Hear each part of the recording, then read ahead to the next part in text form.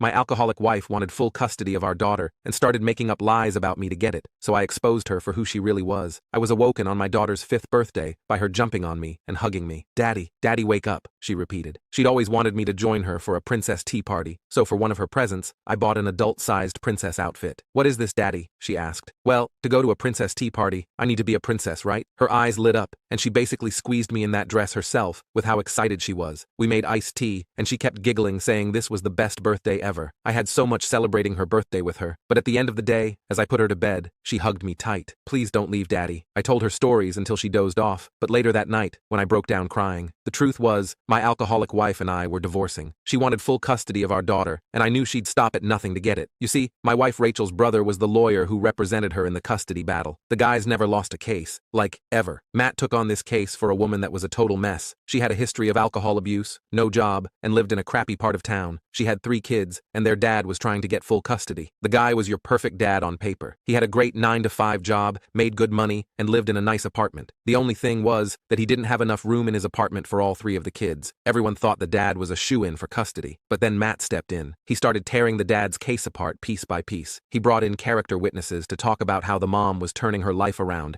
and how much she loved her kids. He made her look like a hero who was battling her demons for the sake of her children. But the craziest part? Matt somehow turned her addiction into a positive. He argued that her previous struggles made her more empathetic and determined to protect her kids from going down the same path. He convinced the court that the mom's tough life made her a stronger and more loving parent. Despite all odds, Matt won the case. The mom got custody of the kids. Knowing all this, I was terrified. If Matt could win a case like that, what chance did I have? But I knew I had to fight for my daughter Lily, no matter how good Matt was. During the court proceedings, Rachel lied through her teeth. She said I was drunk all the time and couldn't take care of Lily. Meanwhile, Rachel was the one with the drinking problem. She spun this whole story about me being this irresponsible, stumbling drunk. Then, she accused me of mistreating her throughout our marriage. She told the court that I was verbally abusive and that I made her life miserable. None of it was true, but she had this sob story all lined up, complete with fake tears and everything. She painted herself as the victim. Rachel even went so far as to say that I neglected Lily. She made it sound like I was some negligent, careless father who couldn't be bothered to take care of his own kid. The worst part was Matt backing her up. He twisted every piece of evidence and every bit of testimony to make me look bad. He brought in so-called witnesses who claimed they saw me drunk or heard me, but her testimony was needed. We were sitting in the courtroom, and Lily was called to the stand. After the judge asked her a few questions, it was time for her to speak. Lily said, "I love my daddy so much. He's the best daddy in the whole world. He makes me good food every day. He reads bedtime stories every night. I want to stay with daddy." When the judge asked about her mother, she said, "Mommy loves me too, but she doesn't like to play dolls with me. She sleeps a lot, and I can't wake her up. And sometimes she gets mad and yells, but daddy never yells." Lily's innocence and honesty were heartbreaking. She didn't understand all the legal stuff, but she knew what it felt like to be cared for and loved. Her testimony was simple, but incredibly powerful. As Lily left the stand and came back to sit with me, I hugged her tightly and told her how proud I was of her. Her words had cut through all the lies. This was something that Matt couldn't fake. It was a turning point in the case, and it gave me hope. The judge took everything into consideration, including Rachel's behavior in court and Lily's testimony. Meanwhile, Rachel's desperation led her to more extreme measures. She faked injuries and claimed I was the one who injured her, but her lies started to unravel when inconsistencies in her stories were exposed. My lawyer played the recordings I had made of my phone calls with Rachel. In these recordings, Rachel's true nature came out. You could hear her slurring her words, yelling irrationally, and making threats. The real kicker was when my lawyer showed the photos and videos of Rachel showing up drunk to supervised visits. There she was, in front of the whole court, stumbling and incoherent. She played the video in its entirety. I looked at Rachel while she watched herself cause a scene. She sunk down and tried to make herself appear smaller. Rachel's face went pale as the evidence was laid out. She tried to interrupt and explain away the recordings and the photos, but it was clear to everyone in the courtroom that her facade was cracking. The final blow came when my lawyer called one of Rachel's own friends to the stand. This friend reluctantly admitted that Rachel had a serious drinking problem and had often confided in her about how she felt bad at times for manipulating the court case. She even mentioned how Rachel had laughed about turning my own parents against me. The courtroom was silent as the weight of this testimony sank in. Rachel's lawyer, her brother Matt, looked visibly flustered for the first time. He tried to regain control, but the damage was done. The judge looked at Rachel with disapproval. Rachel started to lash out. She made desperate attempts to deny the evidence, but her stories were too inconsistent. She kept getting caught up in lies. She claimed the recordings were fake, fake and that the photos were staged, but her points were weak and desperate. The judge took a moment and said that the evidence presented had shown a pattern of instability and dishonesty that could not be ignored. It was like music to my ears. Rachel's lies were unraveling right before her eyes, and there was nothing she could do to stop it. For the first time, I felt a bit of hope that Lily could stay with me. My lawyer also shared moments from my life with Lily, including photos of our camping trips, her school achievements, and our quiet evenings reading together. The judge began to see through Rachel's lies and manipulation. This final court session felt tense. Rachel's brother tried again to paint me as an unfit father, but the evidence against Rachel was too strong to ignore. The judge called for a recess and took time to review all the evidence and testimonies. As I sat in the hallway, the only thing that calmed my nerves was looking at a picture Lily had drawn of the two of us. I felt a small hand slip into mine. I looked down to see Lily. She told me that everything was going to be okay. I told her that all the time, and now she was trying to comfort me the same way. The judge returned, and everyone filed back into the courtroom. He acknowledged the difficulty of the situation and the emotional toll it had taken on everyone involved. Then, he turned to Rachel and me. He then said that after careful consideration, it was clear that I had the best interests of Lily, and said she had been awarded to me. The courtroom erupted in chaos as Rachel began to scream and shout. The judge's gavel banged loudly. I felt an overwhelming sense of relief and joy. I knelt down and hugged Lily tightly. I began crying, and Lily wiped my tears. She looked up at me and asked if she would see Mommy again. I told her that she could see her whenever she wanted, as long as I was there. We drove home in silence. Once we arrived, I started making dinner while Lily played with her dolls. At dinner, she asked me with those big, innocent eyes if we were going to be okay. I told her that we would be more than okay. I said we were going to be happy. She smiled, and we enjoyed the rest of our dinner. We had each other, and that was all we needed. The weeks that followed were quite the adjustment. I took a leave of absence from work to spend more time with Lily and to help her settle into our new routine. We went on long walks, visited the park, and spent hours reading stories and playing games. One evening, as Lily and I were cuddled up on the couch watching a movie, she looked up at me with a serious expression. She asked me why her mommy didn't want to be with us, and I struggled to find the right words. I explained that her mother was going through tough times, and that she loved Lily very much, but couldn't take care of her the way she needed right now. Lily nodded. She told me how glad she was to have me as her dad, and snuggled closer to me. I knew there would still be hard days ahead, but I also knew we would face them together. Every year on Lily's birthday, we kept up our special tradition, a princess tea party. It was our thing. Fast forward a few years after the custody battle, and one day, Lily comes home from school with the biggest smile on her face. She'd won an award for being the best reader in her class. I was so proud of her. She ran to her room and came back with this shiny certificate. She was so excited to put it up on the wall. I grabbed a frame, and we hung it together. Looking at that certificate, I couldn't help but think about our journey. Life had settled into this happy routine. I was back at work, juggling my job and being a full-time dad. It wasn't always easy, but every challenge was worth it just to see Lily happy. She was thriving in school, making friends, and growing more confident every day. It was all the proof I needed that we were doing all right.